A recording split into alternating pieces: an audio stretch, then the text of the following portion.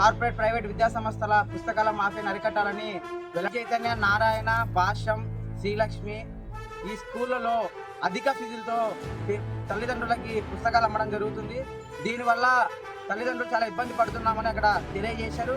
అదేవిధంగా జిల్లా విద్యాశాఖ అధికారికి మేము ఫోన్ చేసి ఈ విషయాలు తెలియజేస్తే నిమ్మకి నీరెత్తినట్లే వ్యవహరిస్తున్నారు.